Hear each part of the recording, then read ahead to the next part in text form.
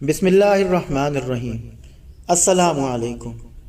Video शुरू करने से पहले जो दोस्त मेरे चैनल पर नए हैं उनसे रिक्वेस्ट है चैनल को सब्सक्राइब कर लें और बेल का नोटिफिकेशन आइकन ऑन कर लें ताकि नई आने वाली वीडियो बर वक्त उन तक पहुंच सके। नाज़रीन किराम, रोज़ों की आमद है और रोज़ों में पकौड़ों के बगैर किसी भी घर में इफ्तारी मुकम्मल नहीं। तो चलें आज हम देखते हैं पकौड़ों का मेन इंग्रेडिएंट बेसन आपकी सेहत के लिए कितना फ़ायदेमंद है।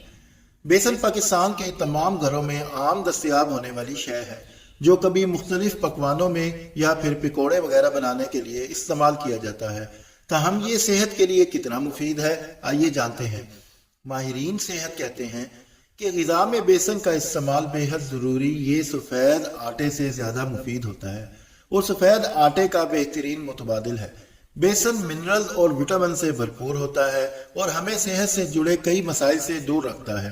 बेसन के हैरत अंगेज फ़वाइद, विटामिन और मिनरल से भरपूर। माहिरीन के मुताबिक बेसन ढेरों ग़िज़ाई अज्जा से भरपूर होता है।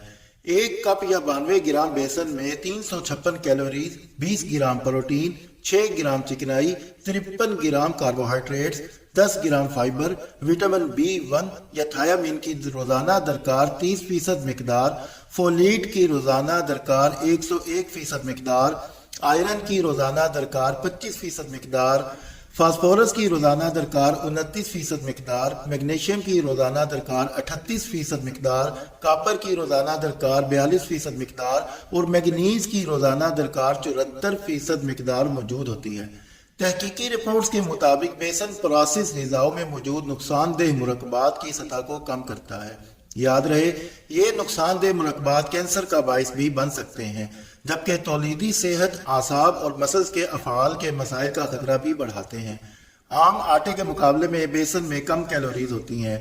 बेसन सफ़ेद आटे का बेहतरीन मुतबादिल है, बिलखसूस इस वक्त जब आप जिस्मानी वजन में कमी लाने के लिए कैलोरीज की मिकदार में कमी लाना चाहते हों। तो ऐसे में आम आटे की रोटी की बजाय बेसन की रोटी इस्तेमाल वजन में कमी के लिए फ़ायदा मंद साबित हो सकती है।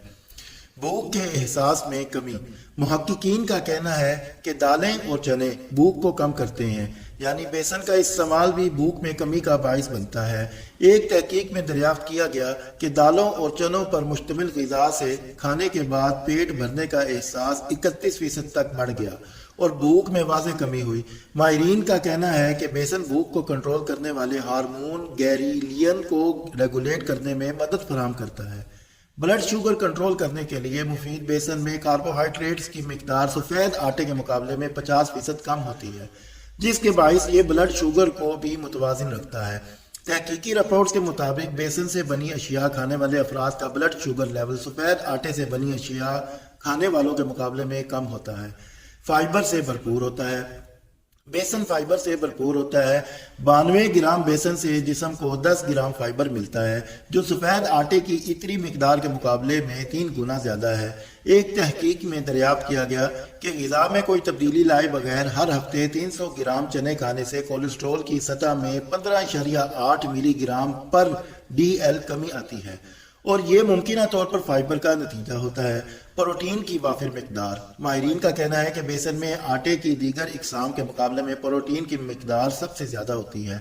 92 ग्राम बेसन में 20 ग्राम प्रोटीन होता है, जबकि सफ़ेद आटे में ये मिकदार 13 ग्राम होती है। प्रोटीन हमारे जिस्म के लिए बेहद ज़रूरी है, जो हमें बआसानी बेसन से हासिल हो सकती है। वीडियो देखने का शुक्रिया। वीडियो पसंद आए तो नाज़रीन किराम लाइक ज़रूर कर दीजिएगा। शुक्रिया, वस्सलाम।